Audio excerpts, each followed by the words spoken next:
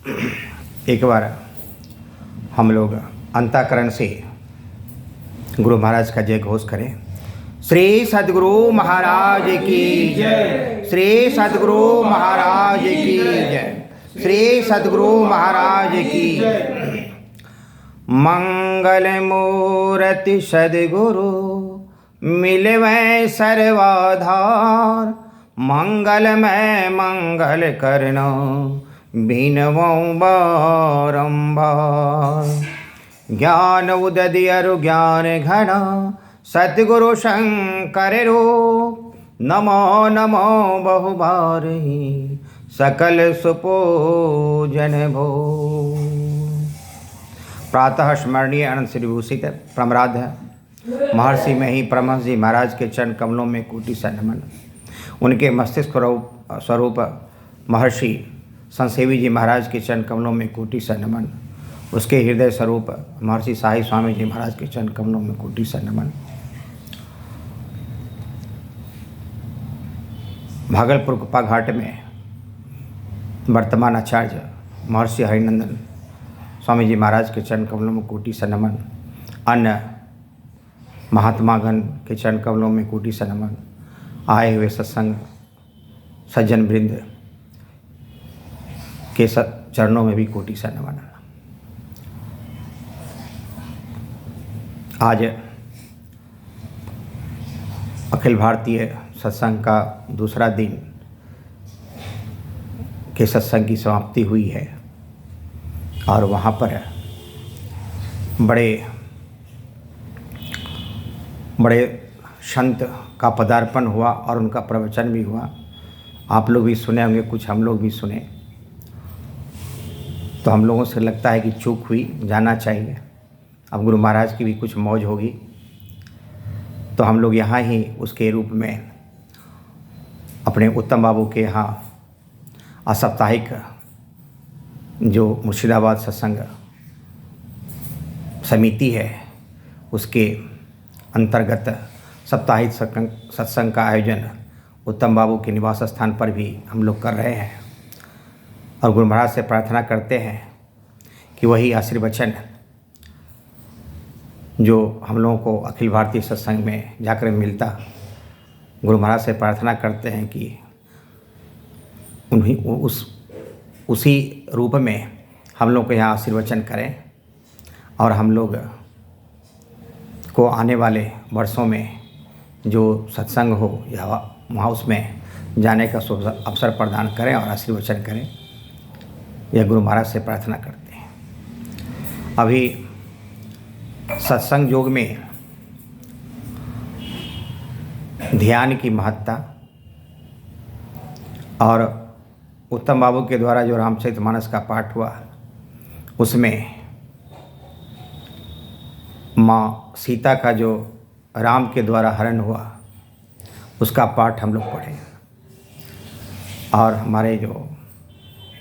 उमाशंकर बाबू हैं वह गुरु महाराज की 1951 का जो प्रवचन है उसमें भी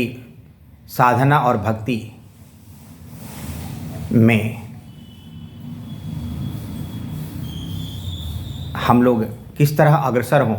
उसके बारे में पाठ में आया। तो इस रामचरितमानस के सुंदर कांड में एक बहुत अच्छा चौपाई आया है कि तात स्वर्ग अपवर्ग सुख,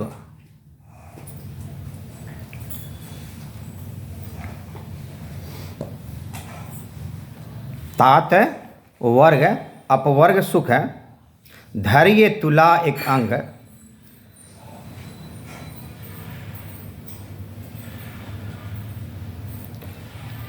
तूल न ताही सकल मिली, जो सुख लव सत्संग। कहता है कि अगर इसका यही तात्पर्य हुआ कि स्वर्ग और मोक्ष के सुख, जो व्यक्ति को स्वर्ग में जाने से और मोक्ष में जाने से जो सुख मिलता है, उस दोनों का जो भार है एक तराजू पर रखा जाए और एक सत्संग का कुछ ही क्षण का लाभ एक तराजू पर रखा जाए तो वह स्वर्ग और मोक्ष का जो सुख है उससे कई गुना पुण्य जो है उस सत्संग कुछ भर सत्संग करने से मिलता है। और जिस सत्संग का लाभ गुरु महाराज से हम लोगों को बड़ी सहज और सरल रूप में मिला है। अभी जो सत्संग योग में जो पाठ आया वह भगवान श्री कृष्ण और अर्जुन के बीच जो वार्तालाप हो रहा है कि ध्यान कैसे करना चाहिए, और उस पर गुरु महाराज भी उस पर बहुत ज़्यादा बल दिए हैं। और वह गुरु महाराज को हम लोग देखे भी हैं और सुने भी हैं, और यह प्रत्यक्ष भी हुआ है कि वह ध्यान जग बल से आज अपने हिंदुस्तान में नहीं बल्कि दूसरे देशों में भी संत मत का प्रचार हो रहा है, जहाँ पर लाखों लोगों की भीड़ लगी रहती है, हजारों सत्संग और साधु संतों की भीड़ लगी रहती है, और वह अपने प्रवचनों से समाज का कल्याण कर रहे हैं। यह गुरु महाराज की कितनी बड़ी कृपा है, वह अभी हम लोग साक्षात और एक प्रमाण स्वरूप देख रहे हैं। अगर हम कहें कि हमारे गुरु महाराज परमात्मा ही थे तो इसमें कहीं अतिशयोक्ति नहीं है, और उस परमात्मा को हम लोग सहज रूप में प्राप्त किए हैं, यह भी हम लोगों का बड़ी सौभाग्य है। उसी क्रम में अर्जुन पूछते हैं भगवान श्री कृष्ण से कि ये बताइए कि ध्यान कैसे किया जाए। उनका कहना था कि आप अपने सर, गर्दन और पीठ की जो रीढ़ की हड्डी है उसको सीधा कर एक आसन पर बैठे और अपने सूरत को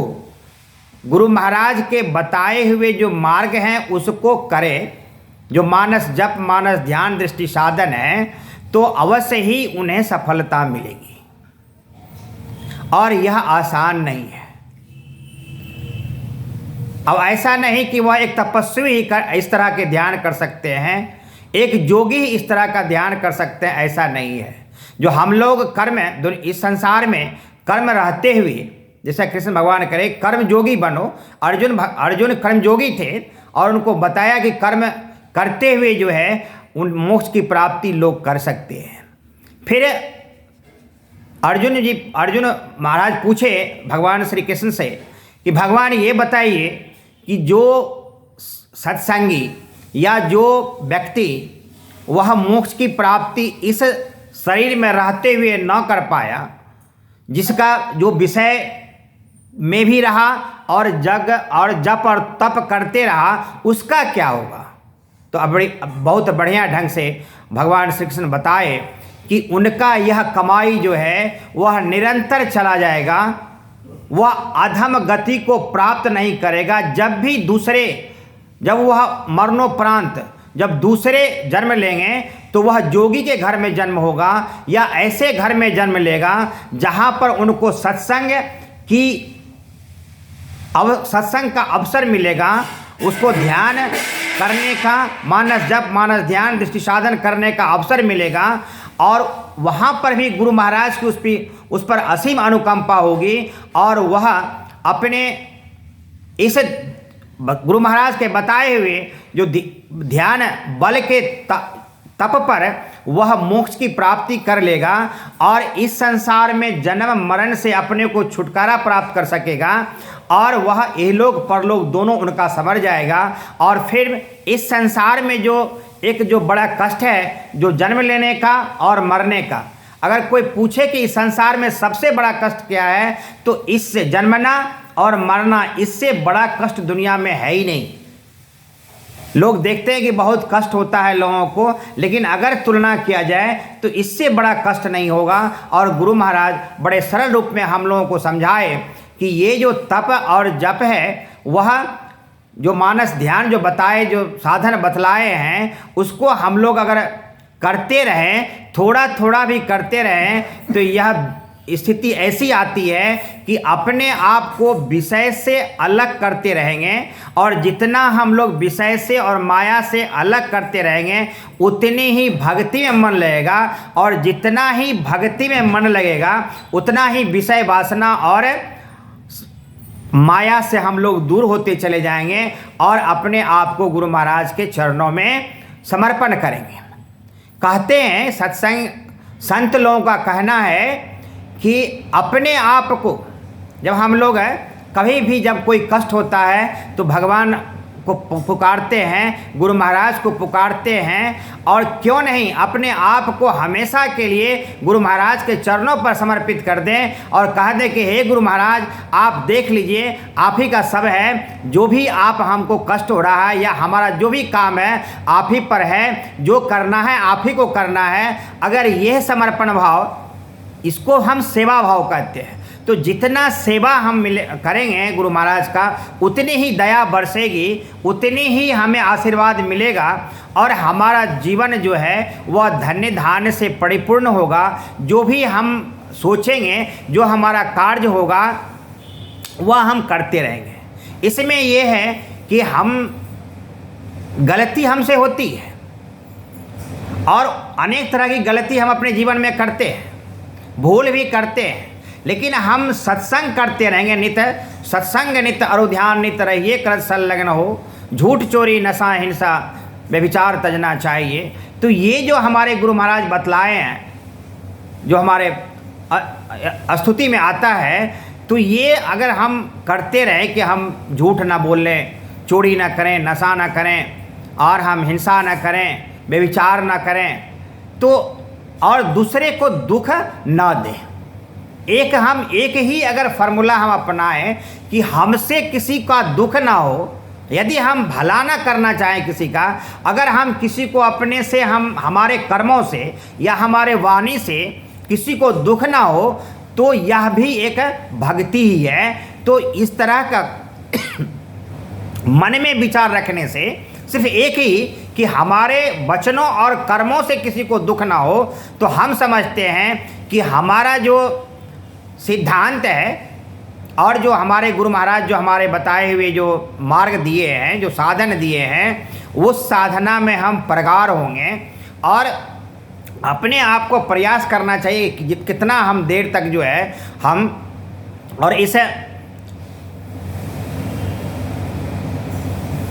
इसके अंतर्गत हम आलोक को बड़ी धन्यवाद देना चाहेंगे कि जब हम लोग यहाँ पर साप्ताहिक सत्संग करते थे तो हम लोग 5 मिनट 7 मिनट या 3 मिनट 4 मिनट 2 मिनट सिर्फ ध्यानाभ्यास होता था। और यह देखिए, एक बार यह गुरु महाराज के किसी